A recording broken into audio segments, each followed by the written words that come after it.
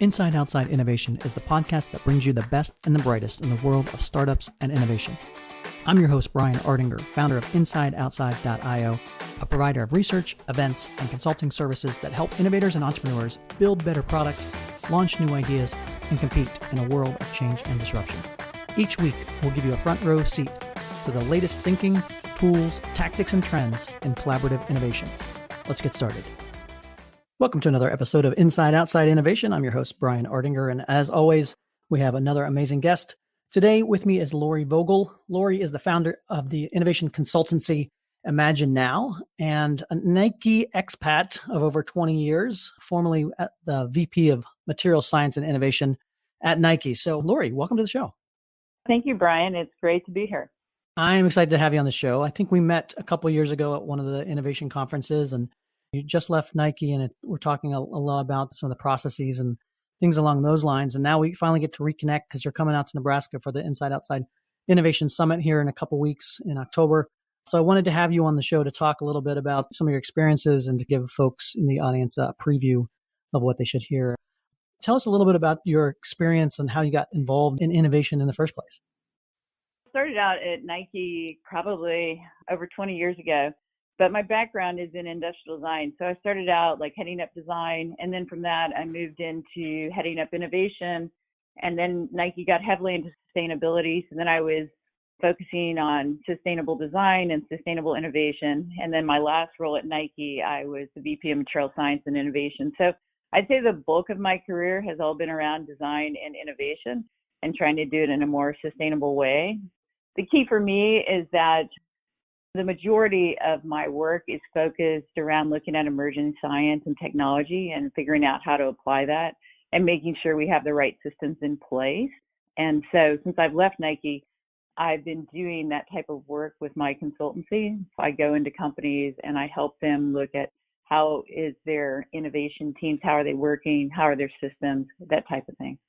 I love it. And in a couple of years when I saw you talking, I was fascinated by your approach to innovation and Nike's approach to innovation and how it was very systematic. A lot of times you hear about innovation labs and a lot of it's spaghetti at the wall and see what happens and that, but you seem to have much more of a portfolio approach and much more systematic. How many bets do we have to place to make things work and that? So maybe you can talk a little bit about some of your experiences building out an innovation process.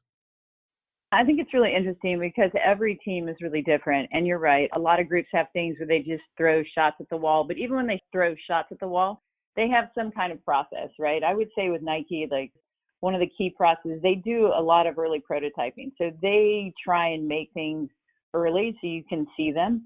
But one of the things that we made a point, especially my team that was looking so far out at new technologies, is we wanted to make sure that as we were going to spend a lot of energy to bring these new innovations into the portfolio, that we needed to know that there was a return on that investment. And so we became a bit more systematic about understanding and looking at that actual technology. If it was extremely successful, how would that impact our overall business? And that was key for us, and that's the filters that we use, which is making sure that if you're going to spend that much time and energy around something, that at the end, you're going to be excited about the value it's going to add to your company. That's so important. It comes back to that resource allocation. You can't do everything for everybody and hope every bet's going to make sense. And so how do you go about the metrics and the analyzation of trying to understand both how many bets to put against the wall, as well as which ones are going to pay off and maybe the probability around that? Are there any kind of case studies or examples that you've seen either at Nike or other places you've worked with that seem to be good ways for people to start thinking about this process?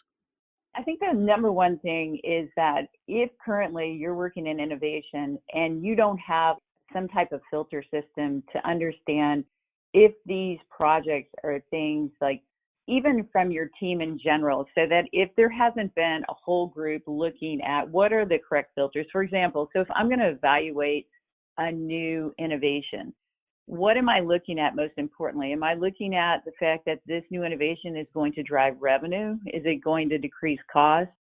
Is it going to reduce our environmental footprint? Does it give us strategic IP? Are we more interested in looking at new, better performance? Is it brand value? It's all of those things. And so I think it's really important to have the right players in the room, because sometimes you can have an innovation team, but you need to make sure it's almost like creating your own board of directors, that somebody from brand, somebody who's looking at it more from, let's say, the performance side of things, somebody who's looking at it more from the cost savings, those types of things, so that overall you're able to put together a list of filters when you look at these technologies. And what we would do is just put them up against the wall and rate them. And so we'd have a number value for all these different components. And it doesn't mean you get into the minutia, but it allows you to kind of create a line that says the things that are below this line really don't add that much value, right? And you can really very quickly go through it and be able to see that if these work, we always want to make sure we have game changers in there. And so you're always looking for the game changer. And I think the other key component is sometimes people feel like, okay, if I filter all this and these score the highest and these are the innovations that we really want to drive, a lot of times when you're looking at that, you don't realize that it's not just one portfolio, it's broken up into several portfolios. And a good example of that is, say, you've got a brand new technology that is going to help an athlete perform and break a record that nobody else has broken. Well, maybe this technology is only for the elite level athletes. That means from revenue perspective, you're not going to sell that many. So if you use your normal metrics on this or filters, you may not do this project. But then your brand team, or at least in my case, the brand team is going to be super unhappy because that could have been a huge PR moment for them. The thing is that for me, I then need to make sure that my portfolio is broken up, that I have brand value, so that I have a few key concepts or technologies that are going to come out that the brand is really going to get behind and that they are really going to celebrate. So it can't all be about revenue, but that comes back to this idea of a balanced portfolio. Probably the bulk of your innovations you want to be in revenue because you want to be a growth company. So you want to make sure you have really strong innovations in that space. But the same thing is true, like let's say your company is committed to reducing their environmental footprint. Then you need to make sure that you have a portfolio that there may be a few items in there that may not fit within the normal filters, but you know that you need to have a few key components in that portfolio that are going to reduce your environmental footprint, whether it's greenhouse gases or something that's going to be significant that's going to help you hit your goals. So I think it's about, like, you can do a quick shot of your overall portfolio, but then you need to break it apart and find those elements so that every part of your company is getting something from your innovation strategy. Hey listeners, I wanted to pause this episode for a word from our new sponsor, Husch Blackwell. Husch Blackwell is a proud sponsor of the upcoming I/O Summit on October 20th through 22nd. As a law firm, Husch Blackwell takes an industry-centric approach to better serve their clients, and their attorneys are passionate about guiding entrepreneurs as they work to bring their product or service to market. They are aware of the unique challenges entrepreneurs face and have subject matter experts to offer legal support in diverse industries that can assist in each step of a new company's life cycle, from protecting their ideas to realizing business objectives. Be sure to find Husch Blackwell during the upcoming summit to see how they've worked to help startups grow and scale. Husch Blackwell, smart legal solutions that move our clients forward. Visit them at huschblackwell.com. And mapping it against specific outcomes versus the outputs, just, hey, we need to have something in this particular area, but this is what's going to drive it, and here's what's going to be a win in that particular category, and understanding what that means across an organization. Obviously, at Nike, it's probably a little bit different than other corporations. Nike's obviously a massive brand and big resources and things like that. In your consultancy or other places that aren't Nike that you've run across, how do you see this working or being different or similar to what you were able to put in place at Nike? It's interesting because whether you're working with a small brand or a large brand, I really believe like innovation is used at the core. It's funny, I've either been working with large companies or startup companies. I don't know where the middle ground is, but like I was working with Google on some of their things, and they're similar to Nike in some of their ways, but they've got an interesting problem because Google can do almost anything, right? And that's an interesting thing because your filters are wide open. There's a lot of opportunity, like why you would do something over something else. And then you have this small startup, but in some ways they have to really move very quickly. So they're very conscious probably more so even the larger companies, of making sure that the value is there in the new innovations. So Mm-hmm. I would say whether you're large or small, there are similar things, like maybe your brand value, maybe that is something that's not as important in some cases because you're just building your brand. But I think when you are looking at the portfolio in general, you're still probably in the startup phase. You're definitely looking at increasing your revenues.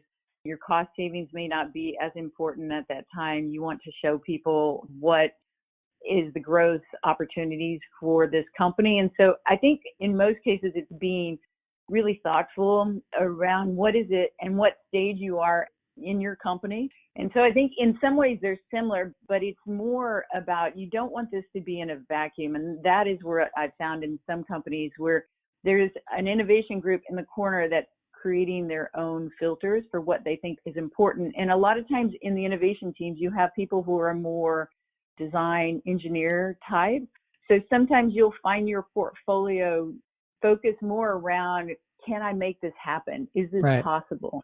And then when you do that, you find out, okay, let's just say you do make that possible. It may not be something that anybody really cares about. So did you have the marketing person? Are they as excited? You know, I can always tell when people show me innovations, and based upon who shows me the innovation, I can tell you what that innovation is probably missing. So for example, if somebody comes in and they're super excited about, we can do this technology and nobody else in the market can do it, then my first question is, well, there's no brand guys in the room, there's no marketing guys in the room. Does anybody care about this? Or are we Right. just proving to other scientists that this is possible, right? There's the other side of it where the brand guys come super excited. They're going to create something that's never begun. It's going to break all records. People are going to showcase it at the Olympics. And then I'm like, well, are the science guys there? Are the sports research lab, do they agree that this is even feasible? Is this even something that it sounds plausible, but Right. is this like a 2-year project, that kind of thing? So Yeah. Does it it's fit the always timeline? Yeah, exactly. You may be able to feasibly be able to get there, but it'll take you 10 years, and will the market change in between or whatever? Yeah. So I think it's always interesting who's not in the room when you're having these conversations, because it helps you understand that you may not have all the filters in place. And then I think the other key thing that I found is, even by having this system, so that, because every team has a budget every year. So it's a way to look at this and to say, okay, all of these top 10 things are above the line. We think these are game changers, or they're worth doing. So then there's money attached to all of these different things. So every year you're re-looking at this and you're reevaluating it, because when you first looked at an innovation, it looks really, really good. And then the farther you go down the line, you realize, well, they said they could hit this cost, but they're not really hitting this cost. Or they said that, you know, this technology could do this, but it's not really performing the way they said. So part of it is having a system in place so that you're reevaluating it the more you learn, so that now all of a sudden that technology that was one of your top 12 really falls below the line, because the more information you're learning, the more that it's not as valuable. And so I think having a dynamic portfolio and making it something that it's constantly moving, so that you're spending money on things that really matter and moving quickly. And I think a lot of companies don't have the systems in place. So you'll find this project that somebody's been working on for like 7 years, and you hate this, especially coming in as a consultant, and you Right. see this and you're like, why is anybody doing this project? Like, I can't see the value. I don't understand it. And it's just hidden. I think that's the other thing, by having this all very transparent. A lot of times people want to hide projects, and I understand some of the early things you might want to hide for a bit while you're kind of incubating them. But the more that this is open and transparent, the more that you're able to move quickly. And it doesn't mean you have to kill a project, but it does mean that you may want to put that into monitor status. So you're just going to monitor the market. The market's not ready yet. Mm-hmm. So you don't want to have people spending time on something that the market's not ready for, or the technology is not ready. That makes perfect sense. And you're kind of alluding to this, but innovation in itself seems to be a team sport, and it requires a lot of different folks to put their different lenses on it and different skill sets around it. What are some of the things that you've seen make a good innovation team, or a good innovator within a team? Are there particular characteristics or traits or things that you look for when you're building out that team? It's a great question. I think the number one thing when I interview people who want to go into innovation is that they have to be okay with ambiguity. If you have people who go into innovation and they want all the answers and they're not okay and they don't feel comfortable when you don't have all the answers, that usually doesn't align very well to your innovation team. I think the other thing is that every group that performs extremely well is really a group that people are reaching out to others, because I always believe in the power of and. So it's not about having one specialty looking at something. It's really the value is when you have different areas, different specialties looking at the same innovation, where you really bring something new to the table. That's really important. Like, I'm always looking, even when I interview or I'm looking for new people for an organization, we just call it the power of and. So all of a sudden somebody's an industrial designer, but they also have done work. They either got their degree in biology and industrial design, so that they've got two different ways that they're looking at things. And even if they just have one specialty, that they're very open to collaborate and to work with other people, because I really believe that is where you see some amazing things. And I think the other thing is that because my background is more in design, I made everybody on my team create a board around their project. And the reason for that is that they needed to be able to put up, whether it's on a foam core board, and say, why does this project matter? And make it clearly so other people can understand it. What does success look like? So they can tell you that. Where are they in the process? Like, have prototypes or have things up on the board. And the whole reason for that is that other people now can see that and collaborate on it. It's one of the things, being an industrial designer, where I can visualize things. Everybody's like, oh, industrial design is so awesome. They come up with such great things. I really believe the reason why industrial designers tend to really drive new product innovations is because they can sketch and they can put something on the table. And the moment you put something on the table, people can collaborate. And it's really the value of that collaboration when somebody else says to you, hey, have you thought about that? That really brings it to the next level. When I was working in material science, you can imagine that you've got a lot of people, chemistry majors, that may not feel very comfortable about visualizing their programs. We would have people come in and help them visualize it so that other people could see it. And they're like, oh, that's what you're doing. Oh, yeah. Well, I never thought about this. And that makes a huge difference. I love that tactic. And it seems to play out in startups too. You know, you have that visionary founder who, for some reason, is able to communicate what that vision is and get people to buy in and help build it out, and yet not be afraid to deviate from the vision if circumstances or market or whatever tell you that you're on the wrong path. So amazing stuff. Lorrie, I can't wait for you to come out. Excited to learn a lot more at the summit. If people want to find out more about ImagineNOW or yourself, what's the best way to do that? You can go to ImagineNOWinc.com and check it out. You can find me on LinkedIn under Lorrie Vogel. But yeah, no, I'm super excited about the conference, and it sounds like it's going to be awesome. So I can't wait to be there. Excellent. Well, thanks for coming on the Inside Outside Innovation podcast. Looking forward to seeing you in a few weeks, and let's stay in touch. Thanks so much. That's it for another episode of Inside Outside Innovation. If you want to learn more about our team, our content, our services, check out InsideOutside.io or follow us on Twitter at the IO Podcast or at Ardinger. Until next time, go out and innovate.